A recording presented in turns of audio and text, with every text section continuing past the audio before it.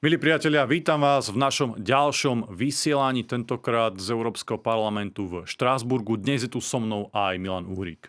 Pozdravujem všetkých, dobrý deň. Dnešná téma bude venovaná otázke migrácií a remigrácií, keďže na tej celoeurópskej úrovni toto je naozaj aktuálne veľmi veľká téma, pretože samozrejme súvisí to s bezpečnosťou, súvisí to s kultúrnymi otázkami, s otázkami identity a celkovo s otázkami podoby európskeho kontinentu. Včera sa prijala ďalšia, nazvime to, protimigračná legislatíva, ktorá ako keby vytvára ďalšie rámce alebo ďalšie možnosti na remigráciu, teda na to, aby tí migranti boli, nech sa povedať, že odstraňovaní, to nie je pekné slovo, ale ako keby deportovaní mimo Európy, do tých afrických, stredovýchodných krajín a podobne. Čo konkrétne priniesla včerajšia legislatíva? Dobre, ja to trošku dám do nejakého kontextu, aby diváci, poslucháči chápali, že o čo vlastne ide a čo sa tu vlastne v poslednom období v Európarlamente deje. Európa má obrovský problém s nelegálnou migráciou, to je úplne jasné. Je tu obrovská miera kriminality, znásilnenia, vraždy, skrátka je to neúnosné. Uvedomujú si to už aj mnohí mainstreamoví politici, ktorí pod tlakom práve vlasteneckých frakcií, ako sme my, sú teraz v úvodzovkách nútení, ale v dobrom slova zmysle, tú protiimigračnú politiku sprísňovať.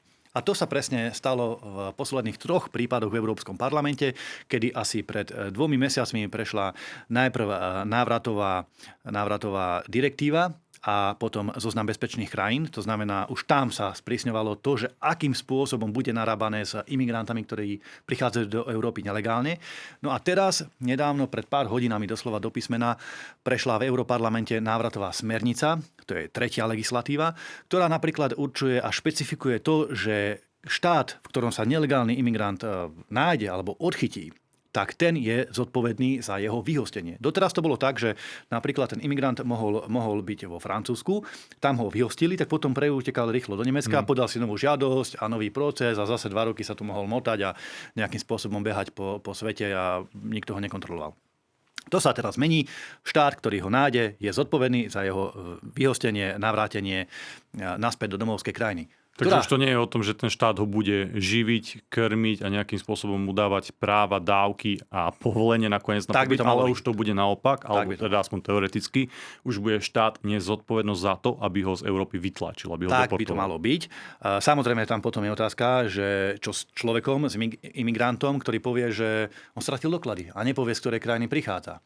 Tak na to myslí tiež táto smernica.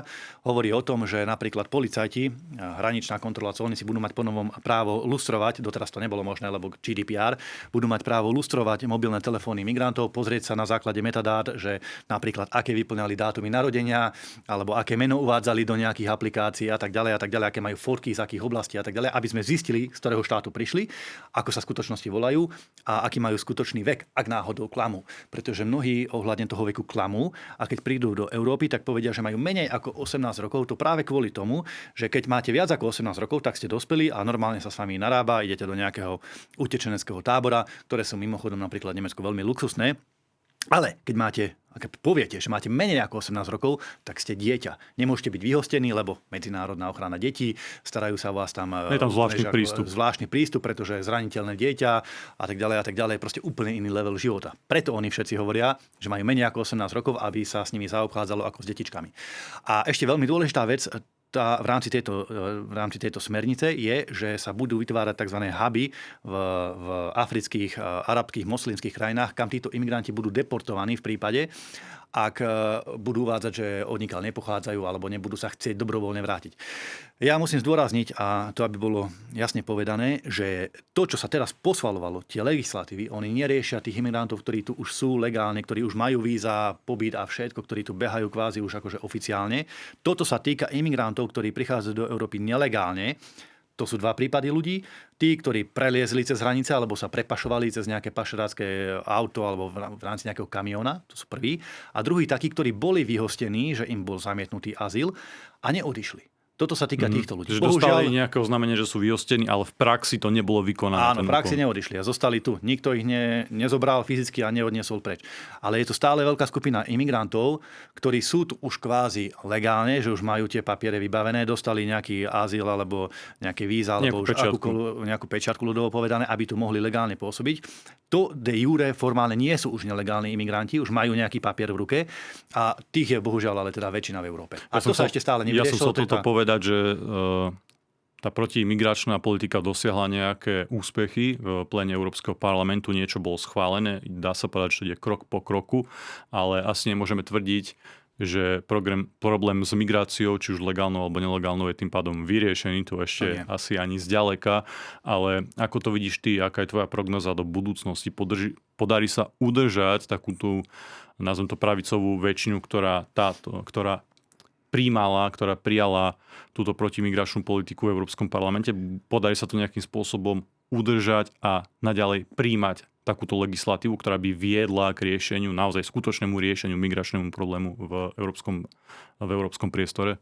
No to, čo sa stalo teraz, tie 3 protiimigračné legislatívy proti nelegálnym imigrantom, ktorí prichádzajú do Európy na to, aby sa rýchlejšie mohli vracať naspäť do domovských krajín, to je krok vpred, to treba jasne povedať. Je to vďaka aj našej práci, či už na výboroch, kde by to bez našich hlasov neprešlo, tým pádom by sa to nedostalo ani do pléna.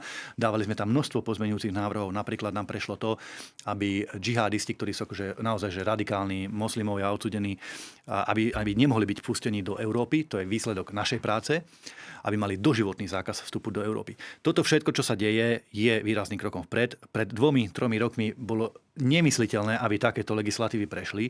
Oni prešli teraz len vďaka tomu, že my na to tlačíme, stále na to upozorňujeme, ľudia na to upozorňujú, nesúhlasia s tou nelegálnou a masovou migráciou a politici, tí mainstreamoví, sú nútení túto legislatívu meniť. Je tu teraz vlastne nová taká väčšina, keď to tak poviem, v Europarlamente, ktorá túto protimigračnú legislatívu schvaľuje. To je samozrejme naša frakcia, suverenisti, patrioti, ľudovci, kresťanskí demokrati, aspoň časť z nich, ktorá má ešte taký zdravý rozum a chápu, čo sú kresťanské hodnoty.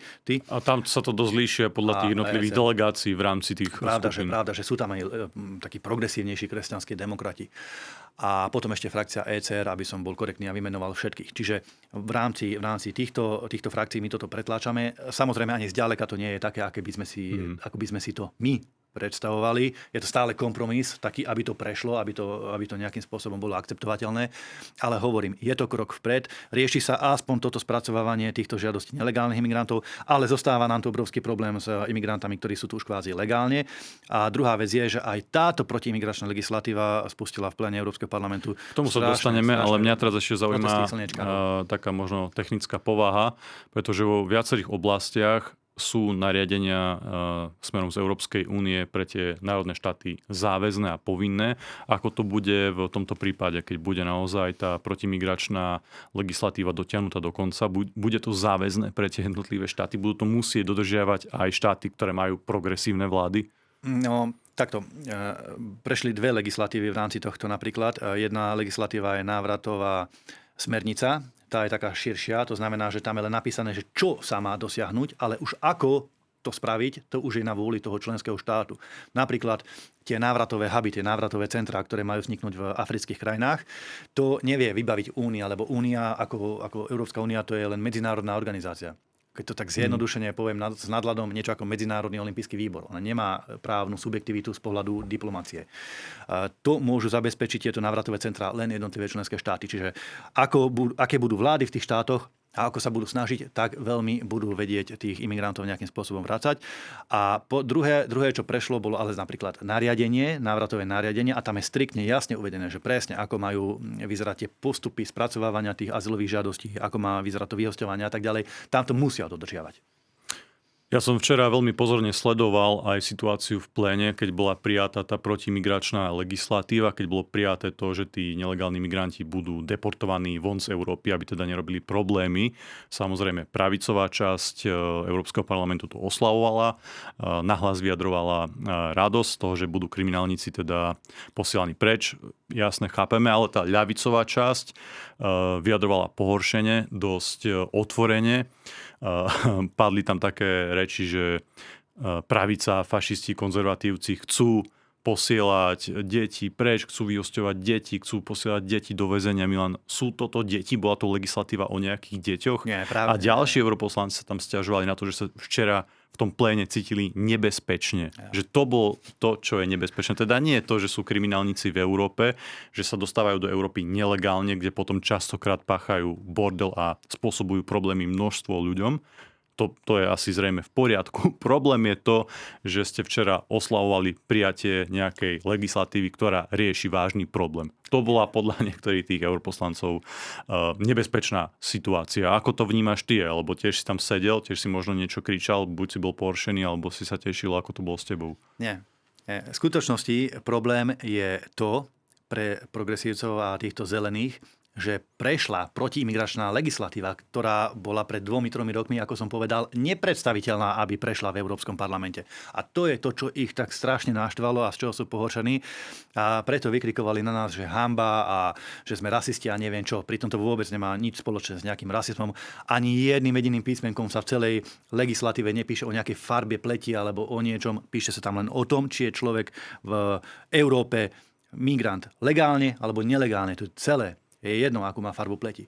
My, samozrejme, keď to prešlo, sme sa v pléne tešili, pretože to bol naozaj historický zlomový moment, tak sme začali kričať send them back. To znamená, send them back, ale myslíš ty do tých kriminálnikov a tých, samozrejme, lebo to je, prišli nelegálne. To je gro tej legislatívy, je to return directive, návratová procedúra, to znamená, že send them back znamená pošlite ich domov, lebo je to ten return, ten návrat. O tom to je ako Margo tej legislatívy. My sme začali teda skandovať tento pokrik ako v radosti, že konečne sa začne niečo s tými nelegálnymi imigrantami, ktorí už dávno mali byť vyhostení, lebo len 20% z vyhostených imigrantov reálne fyzicky odišlo z únie, 80% tu ďalej behalo. Sme kričali, že send them back. A na to sa začali rozčulovať tam. Zelená progresívna poslankyňa začala vykrikovať, že to je rasistické, že to je urážlivé, že to je dehonestujúce, nehodné Europarlamentu a tak ďalej. Začali na nás vykrikovať, že hanba. No viete, pre mňa je dehonestujúce to, že celá Európa je zaplavená imigrantami, ktorí sú nelegálne a nemali ich doteraz to vyhodiť. Bez papierov, bez ničoho, dokonca s príkazom na opustenie krajiny, oni naďalej zostávali a mohli páchať kriminalitu, zločiny a v mnohých prípadoch im to prešlo. Však aj v západnej Európe boli také prípady, že imigrant, ktorý už mal byť dávno preč vyhostený, spáchal kriminálny čin a napriek tomu vyhostený nebol, že fyzicky ho nevyhodili. Potom niektorí povedali to, že oni vlastne nevedeli, že napríklad bodanie nožom alebo páchanie nejaké kriminality je v Európe zakázané. Sa hrali na debilkov a na hlupáčikov a prechádzalo im to, reálne im to prechádzalo. Toto je podľa mňa dehonestujúce. To, že teraz sa to ide aj vďaka nášmu politickému tlaku napraviť a že progresívcov, slnečkárov to strašne štve, to je ich problém, ale my si za týmto stojíme, budeme naďalej tlačiť na nielen sprísnenie tej migračnej legislatívy v rámci vyhosťovania tých nelegálnych imigrantov, ale aj v rámci riešenia toho problému s migráciou, ktorý tu máme, ktorí sú tu už akože kvázi legálne, alebo ktorí prichádzajú na základe pracovných povolení, čo je v poriadku. Len nie je v poriadku, keď vám ich príde do krajiny, dajme tomu 150 000, ako sa to deje v prípade Slovenska. Čiže to sú ďalšie problémy, ktoré treba riešiť. Ja teraz nehovorím, že ich treba riešiť nejak úplne že radikálne alebo nebezpečne. Nie. Nikto tu nechce nejaké konflikty alebo niekomu ubližovať. Ale legislatívne to riešiť tak, aby sme si zachovali civilizačnú tvár Európy do budúcna. A samozrejme zachovali aj bezpečnosť pôvodných obyvateľov, ale ja sa chcem vrátiť trochu k tomu výrazu deti. Oni tam stále hovorili niečo o nejakých deťoch a to je podľa môjho názoru čisto hra na tie najprimitívnejšie emócie a najprimitívnejšie city, len aby sme si to tu vyjasnili, tá legislatíva teda nie je o tom, že sa budú naozaj nejaké malé 5-ročné, 6-ročné deti posielať naspäť do nejakých vojnových zón, len preto, že my sme nejakí zlí bieli rasisti. To je úplný nezmysel. Práve, že na tieto deti je tam výnimka dosť veľmi silná a dosť taká striktná, že naozaj tie deti zo škôlok už nemôžu byť odobraté a poslané naspäť. A obzvlášť, keď nemajú nejakého rodiča, alebo nie je jasne identifikovateľný, do akej rodiny patria. Už v žiadnom prípade to sa nestane. Ale aj ty si to načetol, že doteraz bol problém s tým identifikovať, že to je naozaj dieťa, lebo to fungovalo častokrát, nehovorím, že vždy. Takže jednoducho to niekto iba deklaroval a týmto haslo. Tam je problém. Problém nie je, myslím si, a nikto asi nie je taký, že by chcel teraz posielať nejaké 6-ročné deti zo škôlok naspäť niekde do Afganistanu, Talibanu. Problém sú tí 17-roční chlapci, ktorí sú plné člny. 17-roční, 20-roční chlapci, ktorí sú plné člny a ktorí povedia, že majú 17 rokov. To sú akože tie pseudodeti, ktoré treba zase nejakým spôsobom odhaliť, postihnúť a vyhostiť, ak sú teda v Európe nelegálne. No ale čo mňa akože štve na tejto slnečkárskej argumentácii, na tej argumentácii progresívcov, že napríklad oni veľmi často toto zneužívajú tým, čo sa stalo v Spojených štátoch amerických, kde tiež akože vláda Donalda Trumpa začala veľmi tvrdý, a toto schvaľujeme, boj proti nelegálnej migrácii a začali tých nelegálnych migrantov reálne v uliciach vyhľadávať. Samozrejme vyhostili stovky tisíc migrantov, ktorí boli nelegálne v Spojených štátoch amerických a popri tom prišlo k zopár, to sú akože jednotky kusov incidentov, kedy niekomu ublížili alebo nejako zranili alebo niečo podobné. No a oni teraz hovoria, títo progresívci, že hádam, nechceme, aby sa stali takéto isté tragédie aj teraz tu v Európe.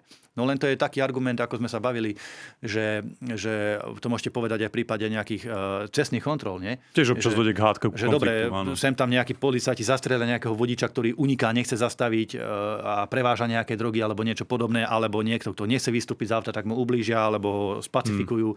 Je tam kvázi nejaké násilie alebo donúcovacie prostriedky. A čo teraz máme? Zrušiť cestné kontroly, lebo dvakrát za rok policajti niekoho spacifikujú v aute?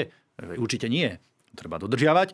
Všetci, čo dodržiavajú zákony, nemajú problém a tí, čo porušujú zákony, napríklad tým, že sú tu nelegálne, tak musia byť vyhostení. To je poriadok. Tvorba legislatívy, všetky tie rokovania a následne aj prijatie nejakých legislatívnych opatrení, o ktorých sme sa tu rozprávali, to je možno jeden z nástrojov boja proti tomu problému s migrantami, proti tej migračnej otázke, a dá sa povedať, že taký ten druhý nástroj inej povahy je teda veľmi aktuálna Európska občianska iniciatíva Save Europe Act, ktorá bola prijatá na protimigračnom samite v Porte niekoľko týždňov dozadu. Ja som sa toho celého zúčastnil, som veľmi rád a som veľmi rád, že som aj mohol tento akt podpísať a podpísať túto petíciu. Tam ide o to, že aktivisti z celej Európy zbierajú podpisy. Ak dosiahnu hranicu 1 000 000 podpisov z, myslím, že 7 krajín Európy minimálne, tak sa bude musieť touto iniciatívou zaoberať aj priamo Európska komisia, čo už má naozaj silnú váhu, už to je potom relevantné. Save Europe Act je o tom, aby sa okamžite riešila situácia s migrantami, aby sa riešila bezpečnosť, sociálne dávky, jednoducho všetko, čo súvisí s touto problematikou, ale ide to tentokrát nie od politikov, nie z lávic Európskeho parlamentu, ale priamo z dola, teda z ulic, od občanov, od aktivistov. Ale samozrejme sú do toho nejakým spôsobom zapojení aj politici, ktorí to podporujú. Ako vnímáš ty tento akt a či si to podpísal? Je to super iniciatíva.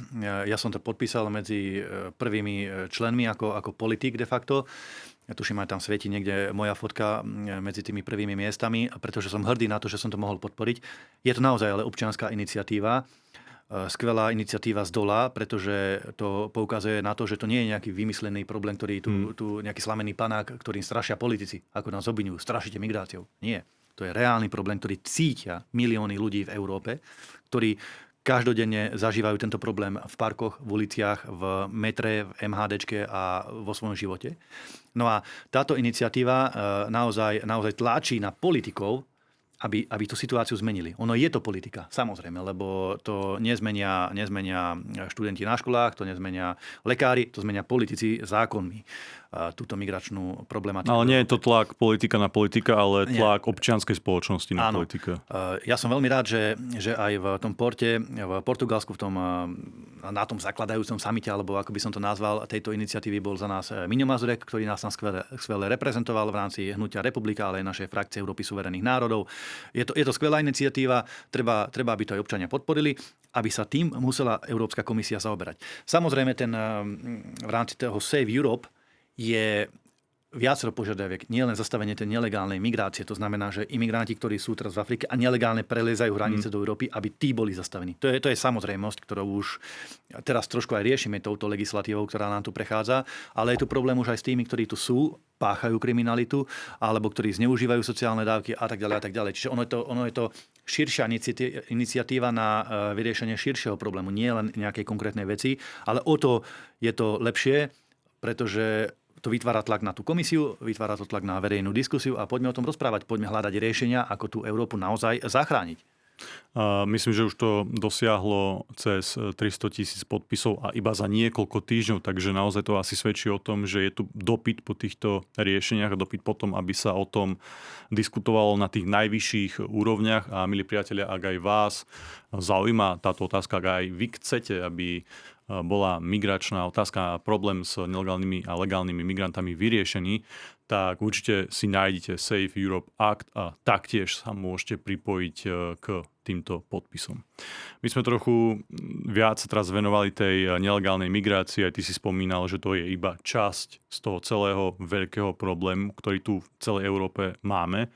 Ďalšia časť je už tá migrácia, ktorá je nejakým spôsobom legalizovaná. Nedávno sme boli aj na pracovnej návšteve Španielska, boli sme aj priamo v španielskom parlamente a teraz aktuálne vidíme, čo španielská vláda rozpráva. My sme sa už o tom rozprávali v jednej z našich relácií dávnejšie a ide o to, že španielský premiér vyhlásil tak trošku kvetnato, že on teda chce integrovať, chce príjmať novú pracovnú silu a podobne. Poznáme všetky tieto keci.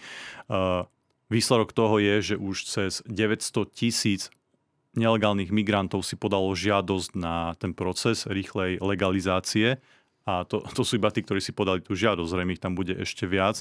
A práve týchto 900 000 nelegálnych migrantov môže byť takto zlegalizovaných a nebudú iba v Španielsku. Oni samozrejme tým pádom, keď budú mať papier od španielskej vlády, sa môžu dostať všade. A už to bude legálna migrácia, už to bude niečo iné. Áno, a toto je ten veľký problém, na ktorý treba upozorniť, že my v Európskej únii, v Europarlamente, naše vlastenecké frakcie Republika Európa suverénnych národov, bojujeme proti nelegálnej migrácii. A tie zákony nám pomaly ale iste začínajú prechádzať vďaka našej práci a nášmu politickému tlaku. Reakcia od progresívnych vlád, napríklad Pedro Sánchez v Španielsku, španielský premiér, je taká, že dobre, vidí, že proti nelegálnej migrácii sa idú sprísňovať pravidlá, tak prvé, čo spraví, že tú migráciu zlegalizuje. A zrazu ste v inom nejakom právnom systéme, už to nie je boj proti nelegálnej migrácii, ale zrazu tí migranti všetci sú tu legálne. De facto ako keby všetko je v poriadku, nič sa nestalo. Samozrejme španielská vláda toto robí, lebo jednak v Španielsku, videli sme to na vlastné oči, majú strašné množstvo, 100 000, možno milióny Latinoameričanov, Hispáncov, ktorí sú z Latinskej Ameriky, tí problémom vraj nie sú. A tí chcú tiež legalizovať, lebo potrebujú ich, aby pracovali v reštauráciách na nízko kvalifikovaných pracovných miestach, kde Španieli rodní domáci pracovať už nechcú a tak ďalej. Ale potom je tu druhá obrovská skupina, ktorá sa na tomto takisto zväzie, a to sú kadejakí imigranti z či už moslimských krajín, z iných kultúr, extrémisti, radikáli z nejakých džihadistických skupín, z Maroka a tak ďalej a tak ďalej. A tí sú problémom. Títo tiež budú zlegalizovaní a budú môcť slobodne teraz behať v rámci Schengenu po Európe. A ja sa pýtam, že či toto nie je napríklad porušovanie európskych hodnôt, dokiaľ tak my sme vstúpili do nejakej únie, a teraz budem hovoriť ako slniečkár. My sme vstúpili do nejakej únie, povedali nám, že máme nejaké pravidlá, nejaké hodnoty, medzi ktoré patrí nepochybne aj ochrana hraníc. A zrazu jeden štát urobí čiernu dieru, cez ktorú sa dá jednoducho do Európy normálne prúdiť a bez kontroly, bez ničoho proste dáva papieriky všetkým nelegálnym imigrantom, ktorí prichádzajú. Je toto v súlade s európskymi hodnotami? Ja som presvedčený, že nie. Toto je rozhodne proti európskym hodnotám, pretože to ohrozuje ten slušný život, ktorý sa my v rámci Európy snažíme vybudovať, aby ľudia nemuseli čakať na hraničných prechodoch, keď idú do Česka, do Poľska, do Rakúska, alebo na dovolenku do Grécka, alebo ani do Talianska. Jednoducho chceme to zachovať, aby tu táto sloboda pohybu bola. A práve takíto progresívci slniečkári, ako je Pedro Sánchez v Španielsku, to teraz ohrozujú tým, že porozdávajú papieriky, občianske preukazy, ľudovo povedané, ale teda ešte to nie sú občianske, porozdávajú papieriky nejaké legalizačné stovkám tisícom, miliónom nelegálnych imigrantov. Tak o čom sa tu teraz bavíme? Na čo sú nám potom nejaké hranice alebo niečo podobné? To rovno otvorme a nech nás tu všetkých zaplavia. S týmto rozhodne teda nesúhlasíme a treba to jasne pomenovať. Je to šialenosť. Legálna migrácia ale naplno beží aj na Slovensku a určite si to aj naši diváci všímajú, že sa to mení. Ja by som povedal, že najvýraznejšie je to teraz v posledných rokoch, možno aj v súvislosti s krokmi vlády Roberta Fica.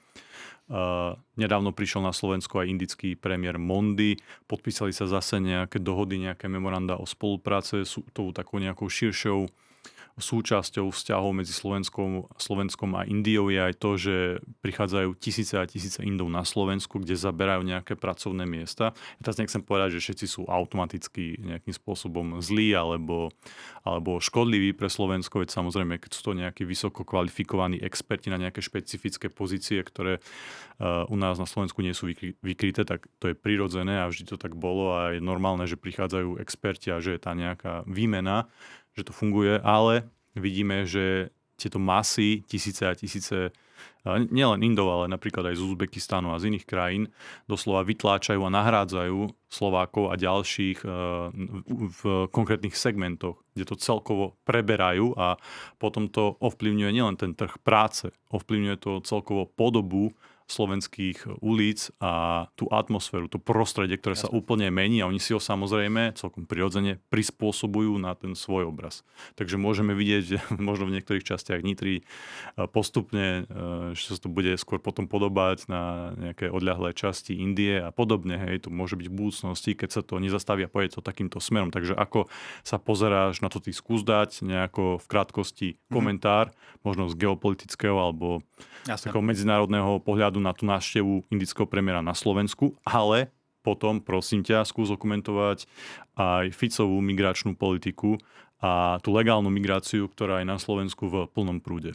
Jasné. No pozrite sa, začnem tým všeobecne v globále z geopolitiky. Je dôležité s Indiou spolupracovať. Je to veľmoc, je tam už 1,5 miliardy obyvateľov, obrovský trh, obrovské príležitosti. Európa Slovensko by boli hlúpe, keby s Indiou nechceli rozvíjať obchodné alebo nejaké výskumné alebo nejaké iné aktivity.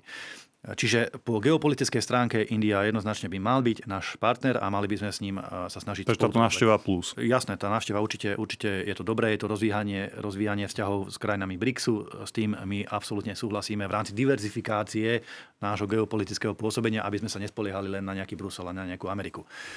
Čiže je správne rozvíjať tieto trhy a tieto vzťahy. S tým plne súhlasíme. Takisto ja som za to, aby existovala nejaká, a teraz tu musím citlivo povedať, nejaká rozumná miera legálnej migrácie. Keď staviate atomovú elektráreň, tak nemáte na Slovensku logicky na to expertov, nerobí sa to každý deň. Je určite nutné, aby prišli experti, z Ruska, z Južnej Kórey alebo zo Spojených štátov amerických, aby postavili tú atomovú elektráreň, lebo majú na to expertízu prax. Keď sa stavia nová automobilka, prídu sem experti zo Švédska, z Volva alebo z Volkswagenu, postavia tú linku, lebo to vedia, alebo to robili a tak ďalej. To je úplne v poriadku. No, tu sa bavíme o týchto prípadoch špecifických o desiatkách ľudí, možno áno, to sú experti, lekári alebo technici, ktorí chodia. To je úplne v poriadku.